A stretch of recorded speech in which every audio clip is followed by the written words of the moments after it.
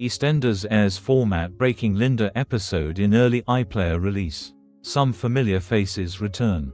In today's episode, Elaine packed Linda's things, sparking a furious clash. Meanwhile, Johnny found Ollie's drawing of Linda drinking herself to death. Ollie gave Linda the heartbreaking picture, and after a tense argument, Linda chose alcohol and walked out of the pub with a bottle of vodka. As Linda threw Ollie's drawing on the ground and put the bottle to her lips, the episode decided to play out what might happen if she chose to carry on drinking.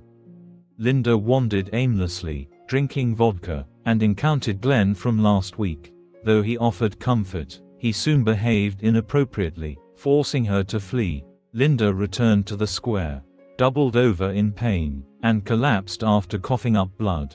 The next day, police informed Elaine that Linda had tragically passed away.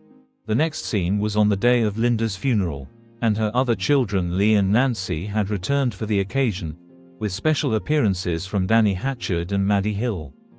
Johnny had started drinking heavily himself and refused to carry his mum's coffin. Linda's loved ones, including Phil, Alfie and the other members of the Six, regretted that they didn't do more to help her.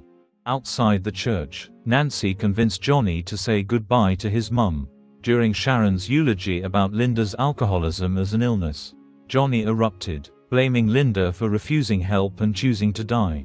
As the funeral descended into chaos, Nancy confronted Elaine for enabling Linda's drinking, and she even slapped her grandmother. Back at the Vic, Lee and Nancy bid farewell as they took a struggling Johnny back to Manchester, vowing to return for Annie and Ollie and warning they might take the matter to family court.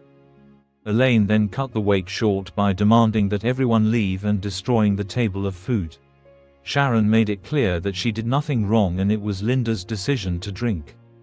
Linda poured away the vodka, moved by Ollie's drawing and a vision of her tragic future. Tearfully, she told Elaine, "I don't want to die, Mum, I really don't want to die," and vowed to go to rehab.